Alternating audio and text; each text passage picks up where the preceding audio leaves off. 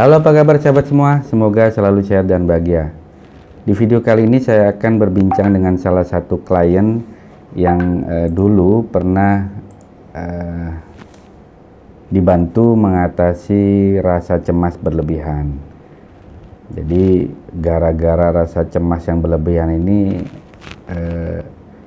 si ibu ini, nah ini kliennya ini wanita, dia nggak berani kemana-mana harus diantar, nggak berani nyetir sendiri, nggak berani naik motor sendiri, karena itu tadi, takut berlebihan. Nah, seperti apa sih ceritanya? Kita sapa langsung. Assalamualaikum Mbak Jumi, saya panggil Mbak aja lah ya, masih muda kok ya. Assalamualaikum Mbak Jumi. Iya. Mbak Jumi bisa ceritain nggak sebelum kondisi sampai harus ketemu dengan hipnoterapis misalnya, itu kondisinya seperti apa sih? Apa yang dialami oleh Mbak Jumi? Apa-apa aja kondisinya? Boleh diceritain nggak? Iya, nggak takut keluar rumah, nggak takut bawa kendaraan sendiri. Terus? Ya pokoknya macam-macam deh, takut, pokoknya rata takut. Yang belum terjadi itu saya pikirkan duluan. Misalnya yang dipikirin tuh misalnya apa tuh? Kok sampai dipikirin duluan? Contohnya gimana tuh?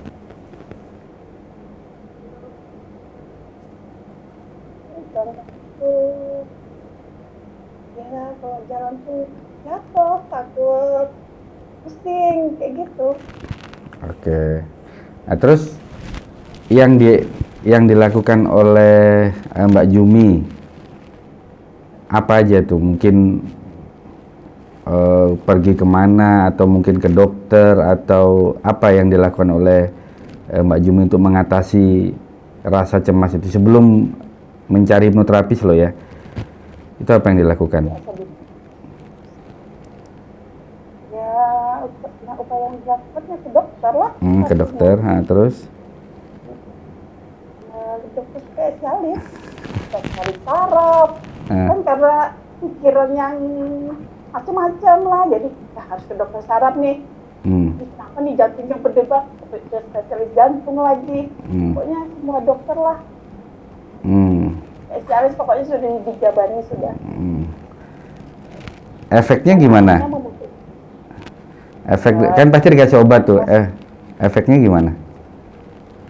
Ya nggak ada efek sih, nggak ada merasa tenang, nggak ada perubahan lah. Ya masih tetap yang kayak ketakutannya ya masih. Terus sampai akhirnya memutuskan minta bantuan hipnoterapis itu dari referensi, nyari di internet atau gimana? Ya cari di internet. Usahakan biar lihat ke harus bagaimana mengatasinya, harus terapi atau apa.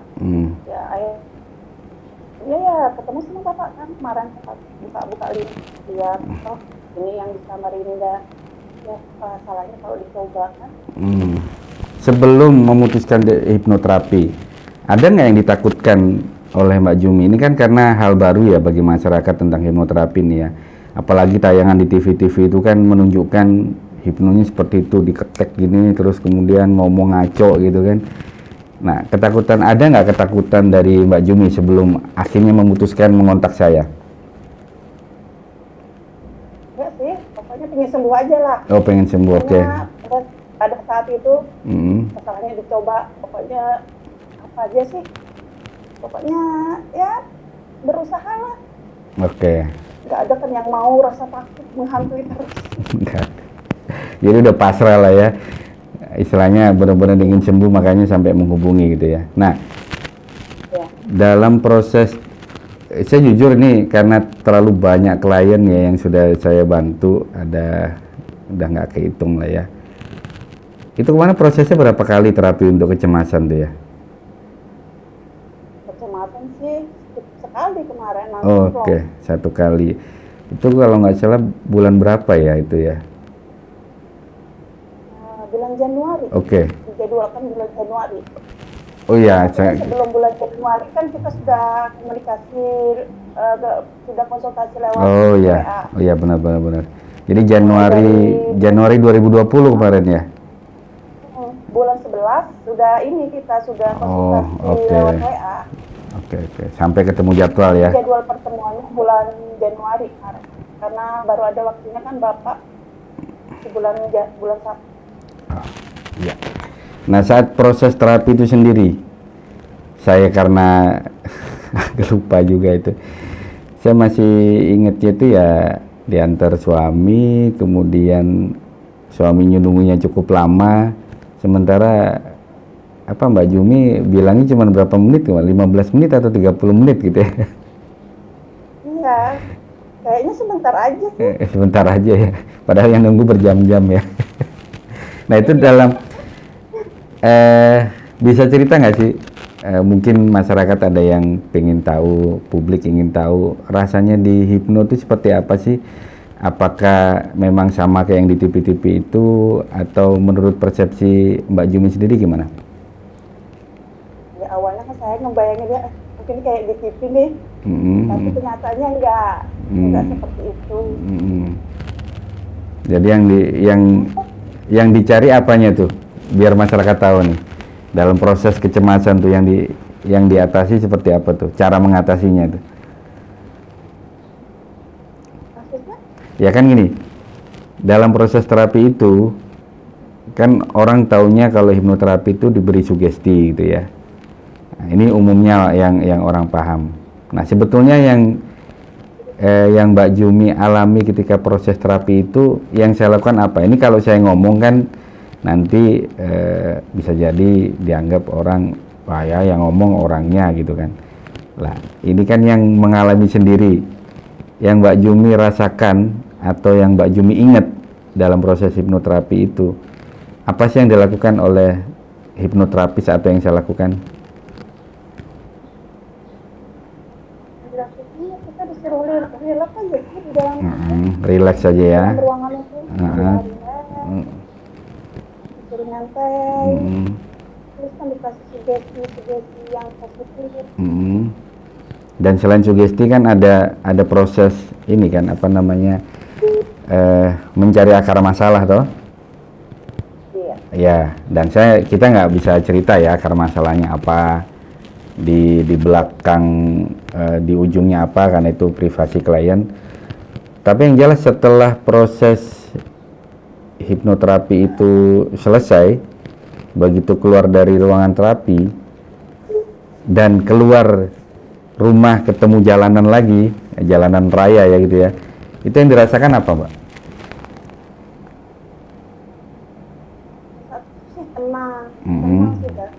Tenang sih. Sudah rasa takut. Cuman pas habis terapi itu mungkin karena emosi sudah keluar, ya sempat sakit kepala sih kan. Itu ada efek sakit kepala ya. Iya, sakit kepala. Itu karena kan mungkin saya tanya Bapak. Iya, jawaban saya. Tanya sama Bapak, nggak apa-apa, bilang Bapak kan itu mungkin karena proses emosinya sudah keluar pada saat itu kan. Tapi perasaannya udah nyaman waktu itu ya? Iya. Hanya sebentar ya? Langsung. Oke. Nah, dari mulai setelah terapi sampai kemudian memutuskan berani keluar naik motor atau naik mobil, itu berapa lama? Ya besoknya langsung berani. Besoknya langsung berani ya? Langsung keluar sendiri udah ya? Iya, terutama yang naik motor duluan. Naik motor dulu. Kalau yang naik mobilnya masih bertahap. Bertahap. Karena beda kondisi ya kalau mobil ya. Iya. Harus betul-betul lihat. Oke. Nah, yang mungkin ada nggak yang ingin disampaikan ke masyarakat gitu ya, ke publik yang ingin hipnoterapi gitu ya? Apa yang ingin Mbak sampaikan terkait hipnoterapi ini? Ya, sebenarnya hipnoterapi ini nggak menakutkan gitu loh. Kalau untuk kesembuhan aja kan ya nggak menakutkan. Kalau saya sih lebih mengutamakan lebih baik hipno kalau mengatasi masalah-masalah yang kayak takutan, kecemasan, daripada kita kan bolak-balik ke dokter kan pasti nggak ada solusinya juga. Oke. Karena memang Karena saya mengalami oke. gitu. Endapan emosinya yang kita kuraskan ya. Karena di masa lalu ada akar masalah yang itu kemudian kita temukan, dan kalau itu sudah keluar bisa lebih nyaman gitu ya Mbak ya. Oke. Iya, benar. Dari mulai Januari, ini Januari 2019 ya? Atau 2020? Saya lupa. Iya, 2019. Oh, 2019, betul. Udah lama ya. 2019, setahun, hampir 2 tahun yang lalu, setahun setengah gitu. Dari mulai Januari 2019 sampai saat ini direkod 17 September 2020, itu kondisinya stabil atau kadang-kadang masih muncul cemas atau gimana? Oh, rasa cemasnya sudah memang nggak ada lagi. Nggak ada lagi ya? Dari mulai Januari 2019? Iya, pokoknya habis terapi itu sudah nggak ada lagi takut, cemas nggak ada lagi. Nggak ada lagi ya, oke. Emosi juga lebih terkontrol. Oh, lebih terkontrol. Emang dulu emosian atau gimana? Dulu emosian Iya, gitu? emosian. Wah, Iya. oh udah nggak lagi ya? Udah jauh lebih tenang ya? Iya. Oke, baik. Nah, ini kan bagi yang penasaran tentang hipnoterapi, setidaknya ya saya terima kasih. Pertama-tama saya sampaikan ke Mbak Jumiati, bersedia sharing, bersedia menyampaikan pengalamannya, karena memang sahabat semua, tidak semua klien mau, apalagi kalau kasus-kasusnya yang mungkin boleh jadi memang tidak diketahui publik. Nah, ini kan persoalannya cemas, dan rasa cemas atau takut berlebihan ini banyak dialami oleh masyarakat umum. Jadi daripada, ya ada juga sih yang memang secara medis perlu diobati gitu ya. Tapi kalau memang secara medis nggak ketemu, kemudian obatnya juga tidak memberikan efek jangka panjang yang baik, akan lebih baik mencoba gitu ya. Tidak harus dengan obat-obatan terus. Dengan hipnoterapi, salah satunya tadi Mbak Juni menyampaikan, kita bisa mencari akar masalahnya, kita proses, kita cabut, dan dari Januari 2019 sampai saat ini 2020 di bulan September, kondisinya kondisinya terkontrol, lebih stabil, dan nggak mudah marah lagi ya Mbak Jumi ya. Iya, betul. Baik, ada terakhir yang Iya. Ya. Terakhir ada yang mau disampaikan lagi Mbak? Nggak ada sih. Nggak ada ya?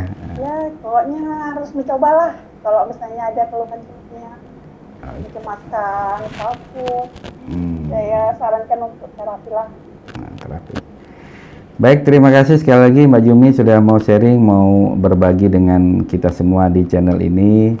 Mudah-mudahan bermanfaat untuk semuanya, dan untuk Mbak Jumi sendiri mudah-mudahan selalu sehat, selalu mendapat perlindungan dari Allah, semoga selalu mendapat keberkahan, dan kondisinya benar-benar selalu terjaga. Baik, sekali lagi terima kasih sahabat semua sudah memantau channel ini. Jangan lupa, jika memang dirasa bermanfaat, silahkan share video ini, dan jika ada pertanyaan silahkan tuliskan di kolom komentar. Saya akhiri, wassalamualaikum warahmatullahi wabarakatuh. Salam sehat dan bahagia.